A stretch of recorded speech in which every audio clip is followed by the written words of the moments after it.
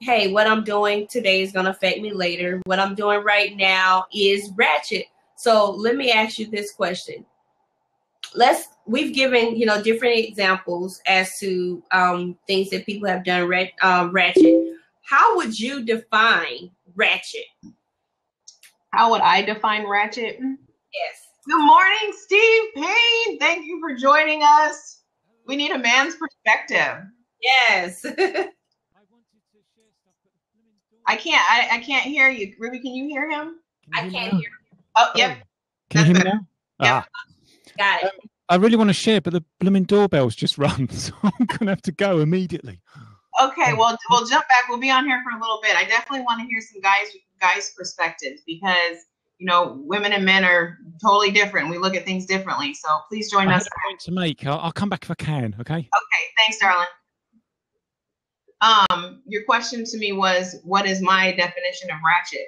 Right. And I think that ratchet, in particular in an online fashion, is behaving in a manner that you wouldn't behave in front of your grandmother.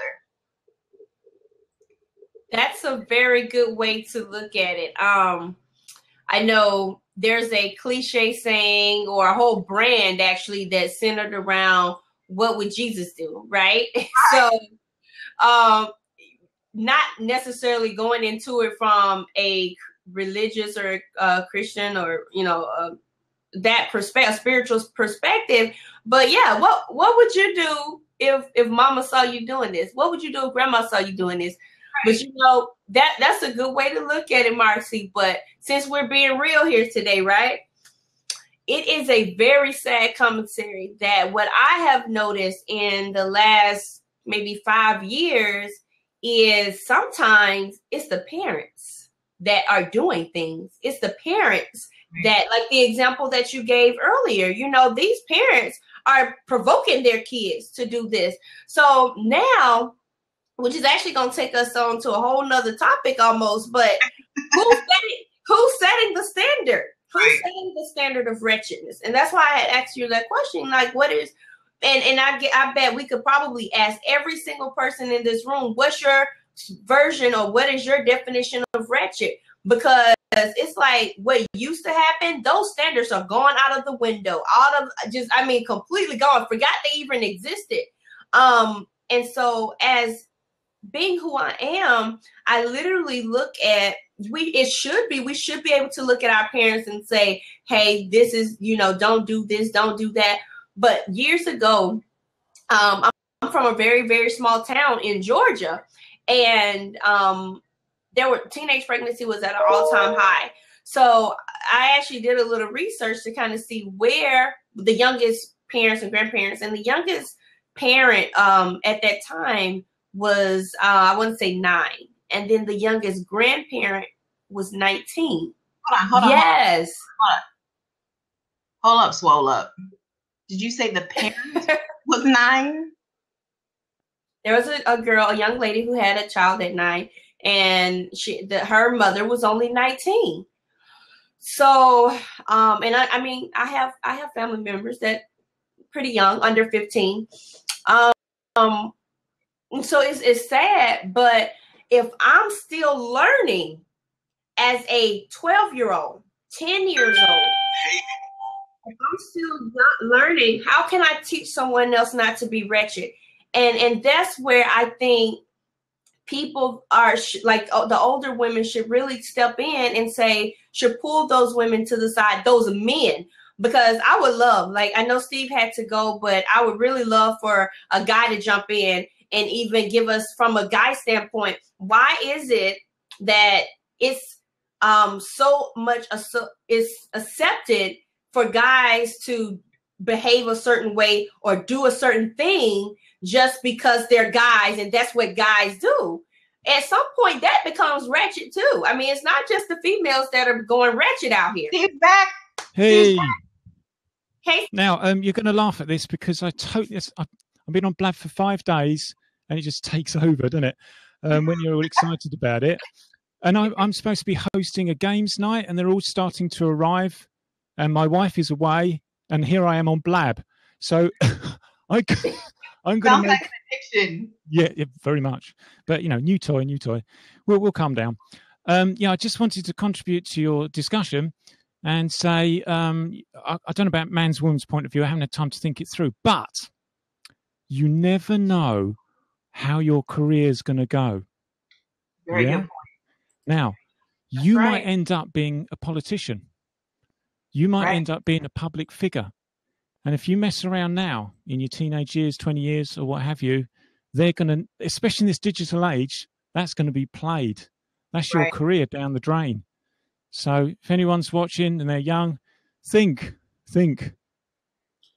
Absolutely. That is such a good point. And even beyond just the young people not knowing where their career goes, even myself, I launched out as an entrepreneur, as a public speaker, and an author 3 years ago. My whole life up until that point had been in the financial industry as a banker.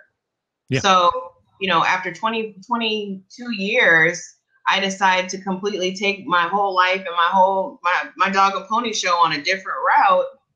And you're absolutely right. Had I not conducted myself, along the way, what's the likelihood of being able to be out there in a public eye and say that you're talking about self-esteem, but you got all these skeletons in your closet, and you're constantly, I would imagine that you would constantly be living in fear of that discovery. What somebody's going to find out, who's going to know. Me personally, I'm a kind of a tell-all. My book, really goes into a lot of detail about things that I used to find embarrassing, but certainly not anything that you would be able to say, oh, she's not a person of good character. Yeah. Now, because the thing is, so I'm going to leave in a sec, but you don't know how the progression's going to go. You might think at age 20 or whatever, you might be at university studying to do one thing. But I mean, I'll just give you an example of my life. Started off as a computer programmer, sitting behind a desk guy. Then then I lost my job. Then I was a games programmer. Then I worked in a bank, and then I went to marketing, and now I'm doing 3D animation, and now I'm social media, so my face is getting out there. So I never planned that. I didn't know it was going to go that way. So that's my point. I wish I could give you more wisdom. I don't have any more. If I can, real quick, let me ask you, and let me know if this is true from a male standpoint. When you have females that are out there that are, I guess, being what we're calling ratchet, it's one thing to see a female behave or do a certain thing, but at the end of the day, is that the type of female that a guy would want to take home to his mom, or want to meet his family, or even want to be his wife? No, and I'm pleased to say I got married last year. Okay, finally, after all these years. Congratulations. Yeah, and I went on a long tour of dating and finding out what's the right thing to do. But I went with a sweetheart, so I married a sweetheart. So I'm delighted about that. And she's a lovely girl, and that's what attracted me at the end. It's the person. Yeah. Mm-hmm. Exactly. Yeah. So now let me ask this question. Did you do any social media background check when you got ready before you married her? No, I didn't. And we actually met on a dating agency. So that, that can carry some danger. But I just took my time, 18 months, got married, proposed after 18 months, and happy days. I wish I could share more, but now I've got people sitting downstairs. I'm going to have to go. All right, have fun. All right. Bye. Thank you. He brought a great perspective, I think, about not knowing where your career is going to take you and where your life is going to take you.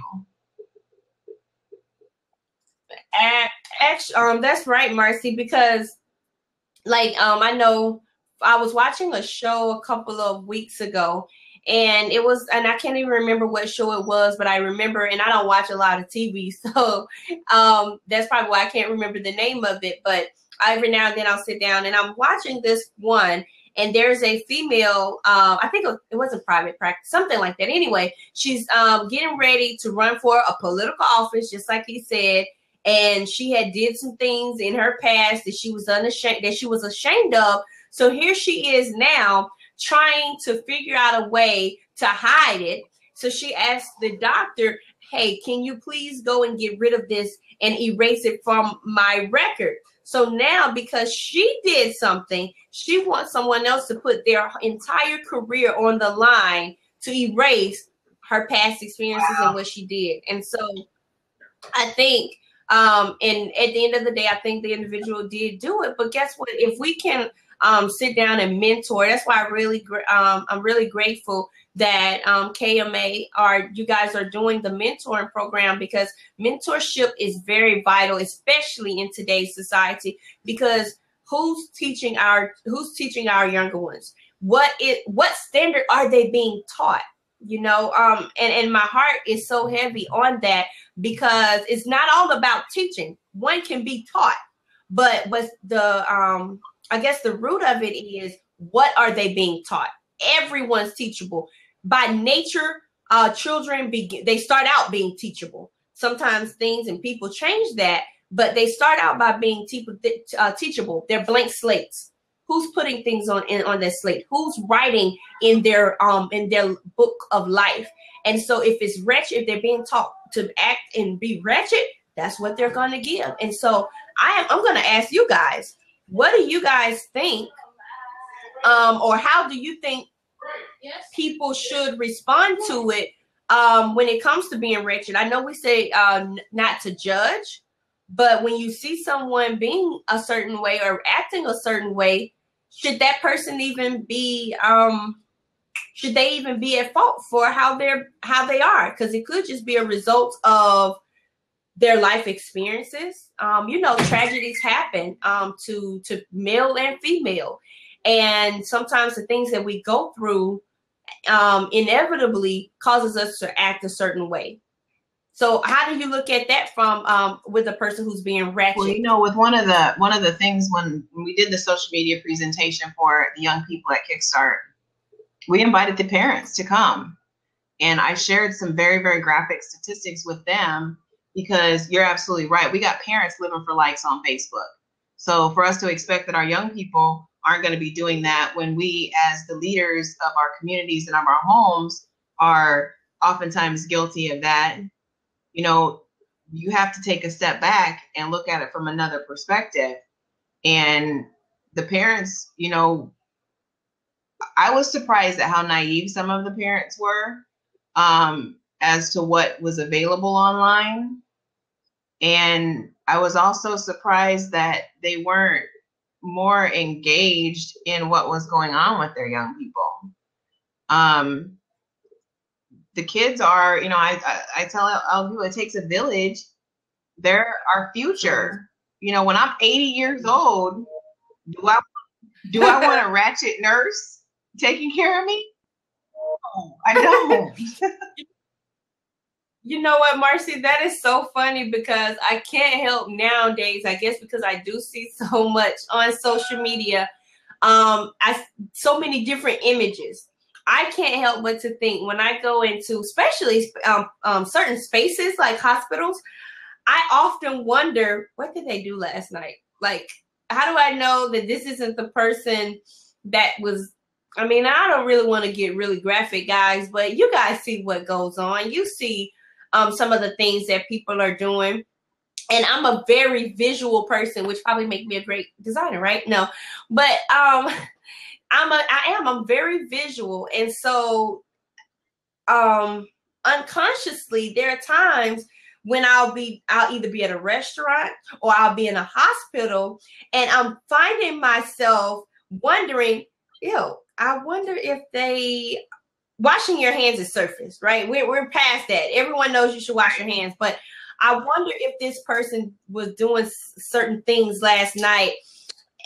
And in my mind, I can't help but to hope that they completely sanitize themselves if they were some of these people that I see on social media putting things in places that don't belong. I think. I know everyone doesn't think that way. Did you really take it there? I did, because that's ratchet, and you're right. Ratchetness needs to stop, because it affects so many different areas. It affects your image, could affect your job, your career, your future, everything. So CF Daily 2100 says define ratchet. And Ruby asked that question of me a little while ago, and up until this conversation, I had always described it as behaving in a manner that you wouldn't behave in front of your grandmother. But then we were talking about 19-year-old grandmothers in some instances and the behaviors of adults, that really had to make me rethink how I define that. So I guess I would say that ratchet behavior is behavior that, if seen by other people, you would be ashamed to be associated with. Now, that doesn't necessarily mean it's your behavior. It could be behaviors of others, and as a community and as leaders, we have to be mindful of the imagery in our communities, and not just the photographic visual images, but the words we use, the places we go, the people we interact with, the whole 9 yards. And so ratchet is definitely not, from my perspective, and I don't think from Ruby's perspective, necessarily sexually explicit or anything like that. Certainly there are sexually explicit images that would definitely be ratchet. There's also a fine line between deciding when and where to post that. So I'm not even suggesting that, let's say you're a stripper, okay? Because this is a completely no judgment zone. So you're a stripper, that's fine. That's how you make your living. That's your livelihood. Not my choice, but it's not my journey, okay? But there's a time and a place to exhibit those types of behaviors from your profession into the public eye. And there's a way, even as a stripper, I feel that you can express your opinions, express your sexuality, express your femininity in a way that is not degrading to yourself or offensive to other people. And I think, to me, ratchet behavior is offensive behavior to yourself or others. And you can take that into corporate America and say, what defines sexual harassment? Basically, that's what that is. You don't have to say anything directly to me. You can be talking to somebody else, telling an off-colored, offhanded joke to someone else. I overhear it. Wasn't even intended for me. So it's not about the intent to be offensive. It's about the impact. And so in that instance, I could still pursue a sexual harassment claim because I was offended by it. Now, there's, you can go the whole freedom of speech, freedom of expression, all of that. But I truly think, going back to my example of someone who has chosen the profession of being a stripper, there is a way that you can promote your business, you can promote yourself, you can expand your livelihood in a way that's not degrading and demeaning to yourself or offensive to other people. So I think that probably is more of a better description of, to me, what ratchet is. I like that. I actually like that, Marcy. And I have to say, I really appreciate even what Samuel said. Men and women walking around with their pants sagging. Thank you so much. And it's funny that he even put women in that, because previously, normally when you hear about pants sagging, you automatically think about like the younger boys, right? But no, recently I've actually been seeing women walk around with sagging pants. And that's even more, both of them to me is disgusting, to say the least, because I don't want to see that. And that's disrespectful to me that you assume that I want to see your behind. And I liked also his previous statement. He said disrespectful behavior. That is, that's a great definition of being ratchet, is having disrespectful behavior. And I'll give even another example of what example of what I think being wretched is you said it earlier. It's not always how you look. But for example, recently told you my son was in basketball. So we're at a gym and this kid goes off curses, just go beyond what's acceptable in my household. I'll say that. But because it's unacceptable for a kid to curse out an adult. Even talking back is disrespectful. So I think when we look at it even from that standpoint, hello, Raina, how are you? Welcome. But yeah, like, how are you? To me, good. So you want to tell us what your definition or define ratchet? I'm trying to figure out. I think it sounds like, so it's a matter of, is it just a matter of our opinion on what we think ratchetness is, or is there some, because I mentor young ladies also, and what I find is a lot of it is their upbringing, the environments that they live in. So to be able to change that behavior, it's going to be, almost impossible to do on social media like or Periscope and things like that, because I go into the ghetto. Mm-hmm. I go there and I talk to the strippers and I talk to the drug dealers and I hit the streets. And most of them are not going to be on Periscope or Blab or any social media sites like this. They may be on Facebook and things like that. So the purpose of this is to try to empower people to kind of go back and talk to these people? Or because like Marcy said earlier, I'm sure because you're a business and so are you, Ruby. Ruby, are these the type of people that are following you? Because I would think they wouldn't even want to follow, you know what I'm saying? Are we reaching the right audience to be able to make a difference? Can we make a difference? I know we can use social media, but the type of people that we need to actually reach, are we reaching them, with these type of avenues? Well, here's my take on, you asked the question about who's following me. I have a lot of young people follow me, one, because of my mentoring. Two, because I have daughters in their 20s. So I have a 22-year-old and a 26-year-old. So their friends follow me. But then also, it's not so much the people who follow me that I find that. It's when I'm looking at other people's stuff. And, even people who are brought up in an environment that is not necessarily the best, reach a point where they want to be motivated, they want to be inspired, they want to start changing. And so they start seeking out ways to do that. But so they may follow me for motivation or inspiration or whatever. But when I go back and look at their page, how they conduct themselves is not, you wouldn't see that on Mars kind of thing, And so yes and no is a two-way street. Are we going to reach all of them through these medias? No. But I think the hope with this dialogue is to just kind of open up that discussion. And I also think that the word ratchet has been pigeonholed to mean the equivalent of hoish. Yeah, because I looked it up in the Urban Dictionary because I just kind of wanted to see, because I hear people throwing the word around. Mm-hmm. And I'm like, okay, what does this really mean? Because it seems like everybody has their own opinion based on our upbringing, just like our life. We're shaped by experiences and things that we've, so based on my, because I walk with different people in different walks of life. I deal with the people in the ghetto and, I go down to the bottom and I, deal with those people. I deal with people in business because I do have, my detoxing business. I have a hair salon. I buy and flip houses. I have an online waist trainer business. And I'm also a church administrator. So I deal with different people. Right. And sometimes everybody can't deal with everybody.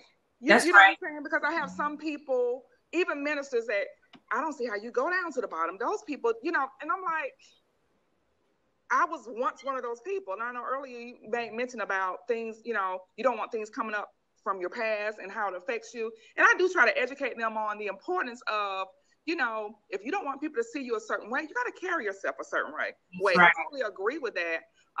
And you got to carry yourself in the way that you would like to be, not, based on where you are now. And I do tell the young ladies that, but it just seemed like their environment, everybody around them, so until I had two young ladies that moved away, had the opportunity to move away. They moved to Atlanta, had some great opportunities, some things they wanted to do. They had some talents and gifts, and they're doing extremely well. So they see now that they're out of that environment. Oh my God, my behavior was just unacceptable because they are walking in a different class of people. But if that's all you're surrounded by, you don't even realize that you feel like oh, and you'll see other people acting out. You'll be like, oh, she is a mess. Not even realizing that that behavior, that's me. I used to do that. Exactly. Right. And when we're doing it, we don't see anything wrong with it. Right. You know? So my thing is, I think this is an excellent topic to discuss. And, you know, and I hope this dialogue does empower us to go ahead and say the hard thing. Pull the young guy to the side or the young lady, say, baby, you know, that behavior is just not becoming of you. You are a queen, you know. Right. And, you know, we expect you to act better, you know. But we got to have that boldness and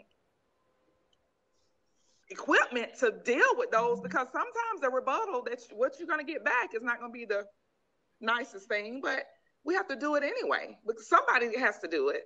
Right. And you know, it's funny, as you were saying, we have to equip ourselves and be ready to say the hard things. I have a saying that some may consider, I mean, it's funny, but at the same time, when I have to do difficult things that I have to really get out of my comfort zone to do, I'll say I have to put on my big girl panties and I got to go here and really deal with this situation or do whatever it is that the person, like I said earlier, if I have to pull someone to the side, and I always make sure that, because no one wants to be looked down upon. So I think it has a great deal to do with when we approach the situation, how it is being approached. You can't reach someone if you're demeaning them. You can't reach them if you're going to them. I'm a very spiritual person myself, and I, you know a lot of scriptures, but I don't go to them what the Bible says. Exactly. That's not how you're gonna reach them. You know, we all have a story to tell. Every person, I mean, literally, that has joined this room, if we went through and say, hey, you know, share your story. Hey, Martha, share your story. You know, we all have those stories that I know would make a difference. But I believe sometimes, whether it's shame, whether it's embarrassment, whatever reason, we're not sharing our story sometimes. And so because we're not sharing our story, these girls don't know, these guys, they don't know that because they're having feelings a lot earlier, I think now, because they're being exposed to a lot different things that we probably, all three of us have, you know, been exposed to. They're being exposed to these things at earlier ages. I know one thing specifically, I learned a lot with being around the youth, right? Because they can tell you some things that you're like, oh, wow. Oh, my. All right. You know, and so if they have this information and we're, as the older, you know, as we're older, we have to figure out a way to listen to them. Exactly. Whatever they're telling us, not be judgmental about it.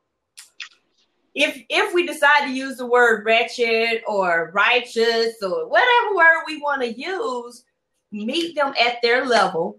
And I think to answer your question earlier, it's not necessarily that I don't think I have those type of followers either, but being on social media, you're constantly seeing all kind of stuff. Like literally, I'll open up I don't even remember who shared the one video I mentioned earlier with the child. I don't remember who shared it. And some things that are being shared, people do it because they want to bring awareness. I just think we should be mindful that if we're going to share certain things as it relates to social media, or whether it's on Scopes or here on Blab, wherever it may be, when we get ready to share certain things, that we use it for educational piece, you know, so that if I did, which was me personally, I don't think I would ever share certain things, period. But if I would share certain things that goes contrary to the image that I like to carry, I'm going to use it as an educational tool. Ladies, guys, let's do this instead of this, and do it in a positive manner and not in a negative or derogatory way. Okay. Well, piggyback off of what you said, Ruby, right there. You know, in my book, Journey to Find Your Butterfly Potential, I kind of lay it all out there. You know, I was a toxic person. I had a toxic mentality. And I made mistakes. I had an affair with a married man. I had an abortion. I was 386 pounds. I talked behind people's back. So they're all things that if I sat here and worried about being discovered about those things, how far would that hold me back? So it's about me when I'm working with someone, it's about when I talk about the truth is and being able to stand in your truth and honor your truth. That's the kind of thing I'm talking about. Am I proud to say that I had an affair with a married man? No. Was it wrong? Yes. Am I letting it hold me back? No. Am I afraid to admit it? No. Because what I know to be true about me is it took all of those experiences and all of those steps for me to build up the toolbox that I need to now take that information and take those experiences and use them for a better purpose. Yeah. And, people understanding just because you might have been a prostitute, that doesn't mean you're going to be a prostitute your whole life. Exactly. You might have been a drug dealer. It doesn't mean you have to live your whole life as a drug dealer, nor does it mean that you have to pay the cost for that experience. It's about at the moment that you realize that behavior is wrong, inappropriate, not becoming, however you want to put it, at the moment you acknowledge that, what do you do with it? Yeah. And I think that's that piece right there where you have a choice of how you want to, conduct yourself and how you want to carry yourself. So let's say if I was a drug dealer my whole life, and then all of a sudden I decided I don't want to be a drug dealer no more. I ain't fooling with people who deal drugs no more. But my whole circle of friends is drug dealers. That's my truth. But I have a decision to make in that truth to say, am I going to continue to run with these drug dealers if that's no longer for me?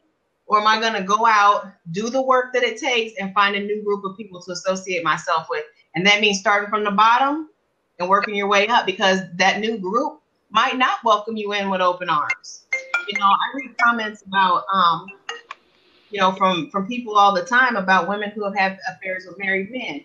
Oh, you're this, you're that, you're this, you're that, you're this, you're that. Well, that's a judgment zone, because my reason for doing what I did had nothing to do with how I felt about myself or trying to wreck anybody's home or anything like that. And so, again, it's all a matter of being able to stand in that truth and not be affected by other people's judgment, because my story, my truth is just that. And so until you know my story, please don't judge my footsteps. And that's the kind of self-esteem and the kind of confidence that I want to instill in women. Don't be ashamed of your story. Don't be ashamed of your experiences. You cannot be proud of your behavior and not be ashamed of it at the same time. So that's kind of. Go ahead, Ruby. No, I mean, some degree, I definitely agree. And I think deep down inside, when people do things, I think they definitely understand and realize that at some point in their lives that they're going to look back and really, and maybe regret what they're doing. I probably could go for another hour, 2 hours as to why certain people do what they do. But a lot of times they don't really know why in that very moment they're doing what they're doing. And so, like you said, we're definitely not casting or we don't want to cast judgment at all.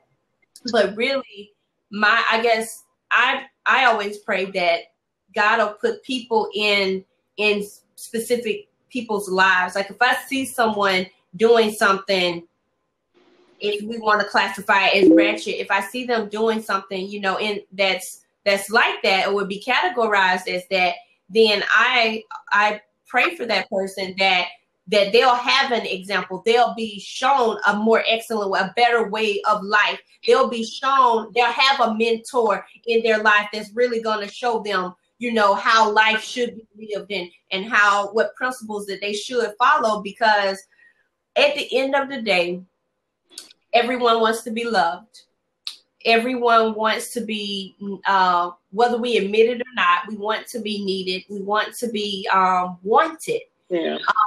you know, when babies cry out, it's scientifically proven that babies will cry when they're not being shown proper attention. And I believe certain things are fostered at early ages that does cause us to do what we're doing, and that causes us to act certain ways. And so whether it's wretched behavior, or whether some people pull back and go into a shell, have self-esteem issues, whatever the case may be, I do think, like I said earlier, I think we all have some social responsibility as a leader, as entrepreneurs, to, if we, like, I know I have a mentor.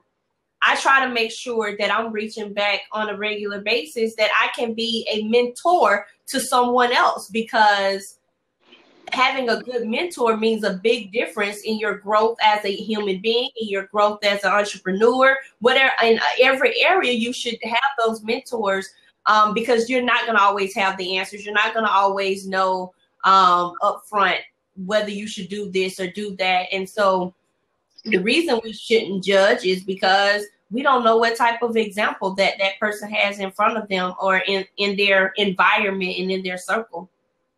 So real quick, we got to wrap. We have been on here almost an hour, but James Edwards is right. And we could go on for probably another 2 or 3 hours. I know I got a workout to do. I know Ruby's got some stuff to do. James Edwards is trying to join on, and I lost the box, and I really want his perspective. He's a great motivator, and I love his material, but the box is gone. How do I get him on? I see the box there. Can one of you guys, can you guys see him trying to join? It's not, I don't have the box online. I can see him trying to join. I don't see the box either. Oh, really? I see it in my upper left. Raina, can you does it show him trying to join? Can you let him in? It's saying the MVM. Is he the MVM? Yes. Yeah. I see him, but I'm not. This is my second time, so I'm not. It's my second time too. That's why I said I'm a newbie. So, but I really, he's like, I gotta get on here. I know, like, I really want his perspective. Like, you don't understand. Like, he is incredible. He puts out such great information. I really want to hear his perspective on this, and I have no idea how to do this. So when he tries to, James, is your box gone? He must have the box, because he's saying he's trying to get on, but I don't even see a fourth box anymore. Yeah, I see the box, and I see it. I'll jump off, Marcy, and so see if he can take my spot. Okay, now Raina just disappeared. Oh, there he is. You see him? Because I think you're the ad or something. There he is. Hey. Now the box is back and Ruby can get back on. Okay, I don't know. Doing? Good, thank you. Oh, fine. So I'm so excited that you wanted to chime in with us. Yeah, absolutely. I got on here, I think, a couple of days ago for the first time. And a couple people like, bro, you got to hurry up and get on Blab. Blab is definitely your platform. And I'm saying, like, what is Blab? What is Blab? And I got on here, and I'm new, too. This is my first time ever being in anybody else's box. You got me? And, man, I'm sorry y'all been on here an hour. I just left the gym. As you can see, I just on my absolutely. I don't want to hold you all long, but I definitely I got itching ears for conversations like this. Yes. Absolutely, because I feel like I'm definitely called to a not only to the young generation to speak life into them, but I'm beginning to understand that I'm called to wake up the sleeping dreamers within us. You got us in our age brackets, in our age group. And listen to me, hear me well. I don't want to, go all left about all the stuff I'm doing and what I've done, but just know that I just want to just let everybody know that anything is possible. You got me, and we can't count nobody out. That's right. Yeah, because y'all see why I wanted him on here. We can't count nobody out because without a shadow of a doubt, man, God specializes in taking the one who everybody says has been left out, dogged out, thrown away, counted out, forgotten about, the whole 9 yards. That's and right. he will place them up on a trophy to show people that all things are possible if you believe. Listen to me though. This is what I'm learning. This is what I'm catching as I'm traveling from city to city, state to state, environment to environment. You got me? I don't want to go into everything. I'm from the hood. I'm from the ghetto, the whole 9 yards. You got me? And I was the worst of the worst. And all of this and all of that. But I noticed something. Watch this. I begin to understand within trying to change a mentality or a perspective from a person who has a defeated mentality or a perverse mentality. The number one key for us, y'all hear me well. People are not listening to nothing we saying, but they are watching every move and every action we take. Right. Watch this. Right. This is the essence of leadership. You got me? Mm-hmm. We don't have to tell people what we are doing. We demonstrate so strong, and we do what we do so strong that people look at us.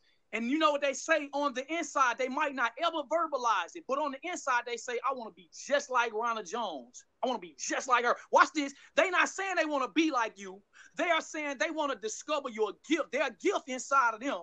They want to do it so strong that it reveals influence to the degree that you're doing it.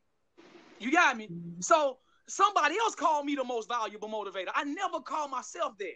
Because we doing it so strong to where a young man who is destitute of vision, you got me? A young lady who don't have a preview of her future. The reason why we do a lot of stuff, the reason why we are in an identity crisis, you got me? We don't know who we are. And if we don't know who we are, we can't know where we're going. That's right. You got me?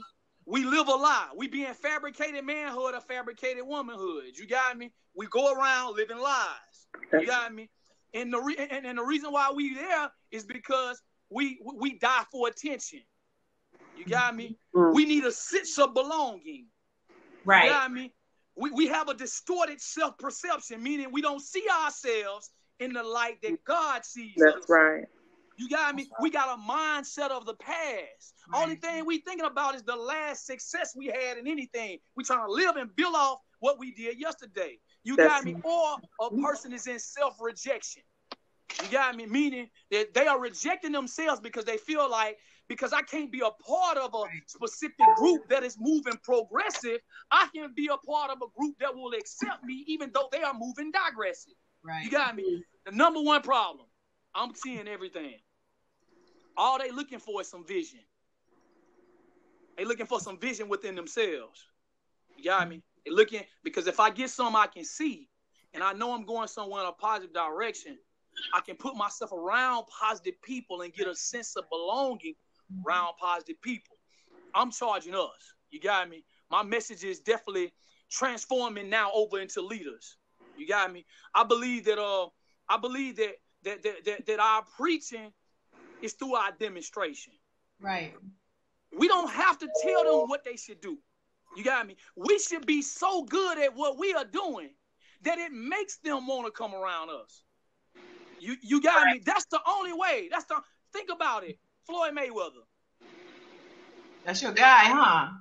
He a boxer. He my dude, right? Real talk. Listen to me. Hear me, but Floyd Mayweather got some crazy, arrogant, stupid ways.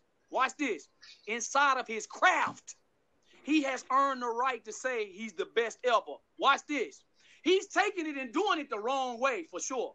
But everybody, listen, let me tell you what they are attracted to. They are attracted to the gift inside of Floyd Mayweather. That's right. That's right. That's what's giving him the influence to be able to speak into their lives.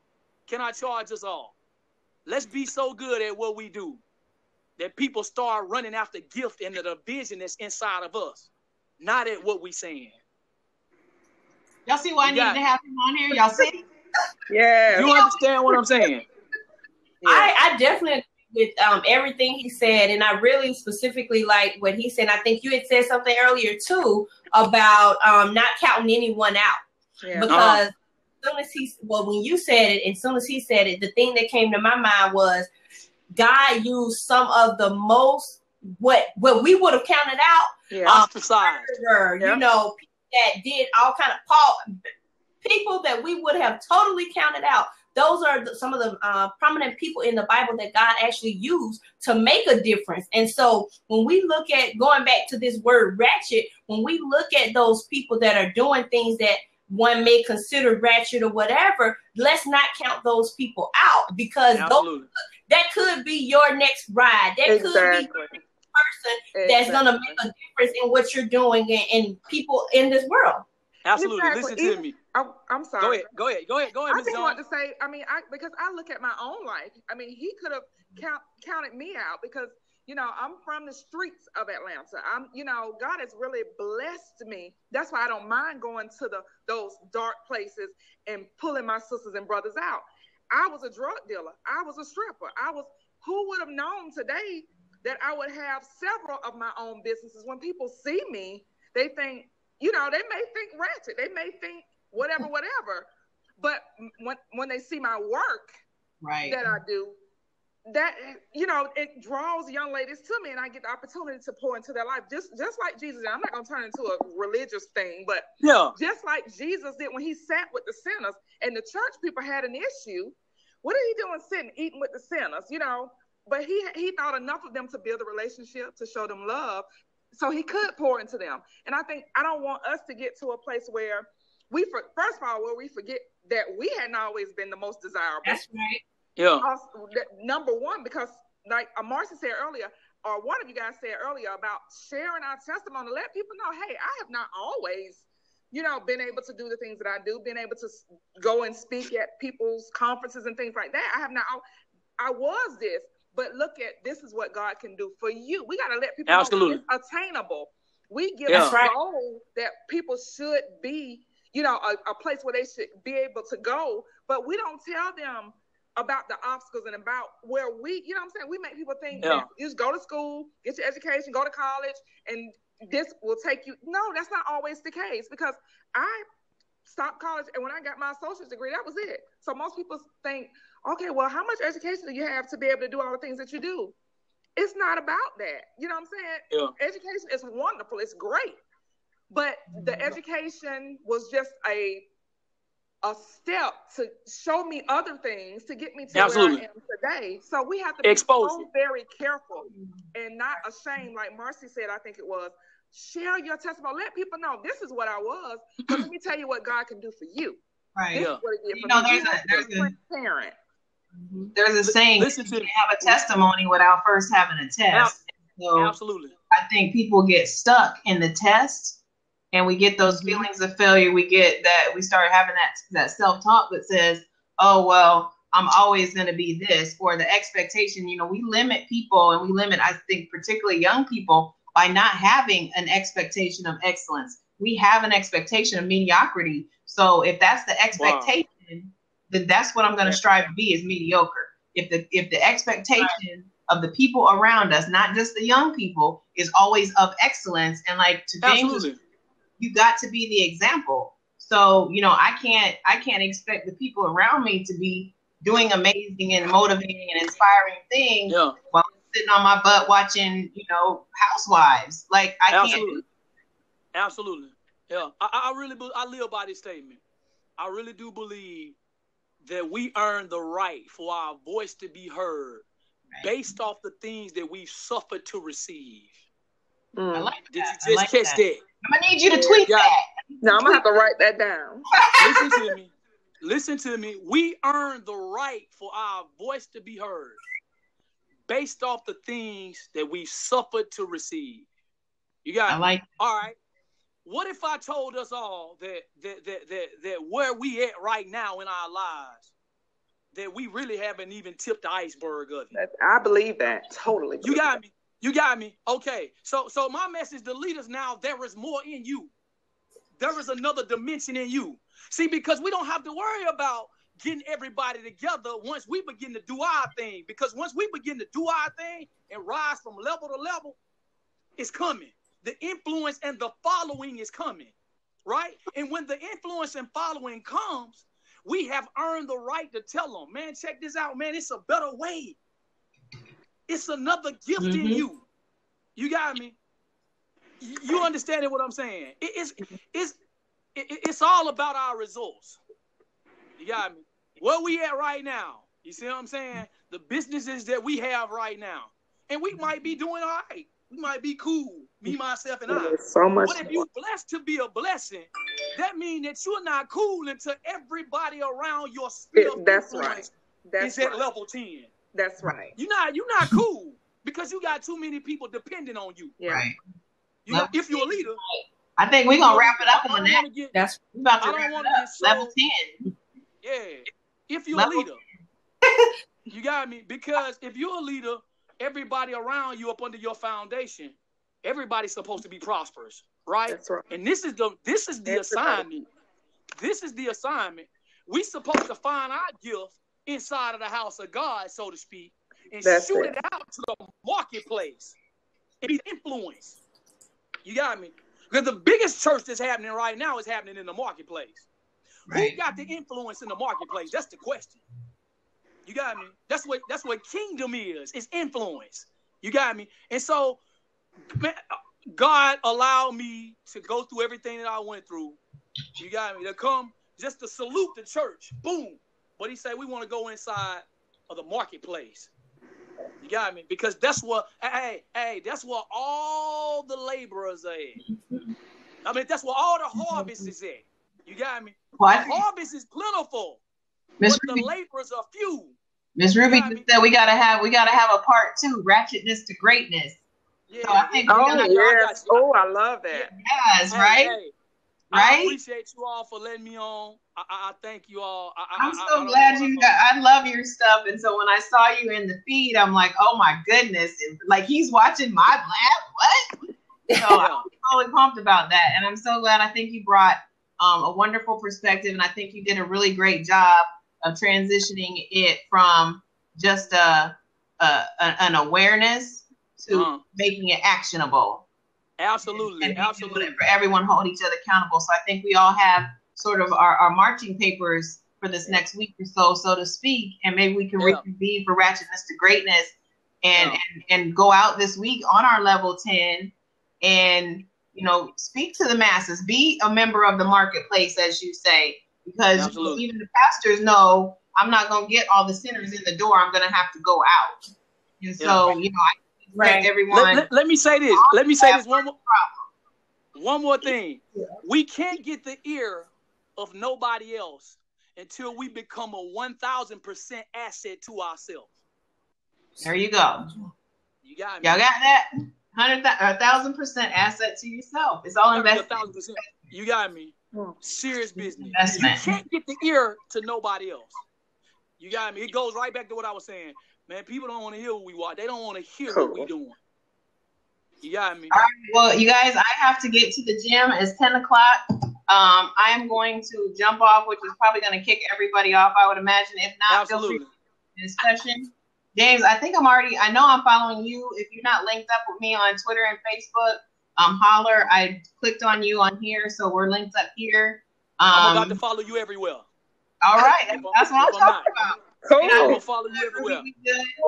So, all right. Hopefully, guys, we can get on and, like I said, literally do another one of these, and we can actually schedule it so that we can continue, because I definitely think and really promote it within our own networks, because I think some really great things were said here today. And I really believe that it could empower others and help others to do to do the same, and basically to implement everything that we said today, because some really great things were said. So thank you guys so much for having me on today. Absolutely. I thank you all too. I'm following everybody that was on the platform. All right. Awesome. Y'all have a level 10 Saturday, all right? All right. Bye-bye. Bye, guys.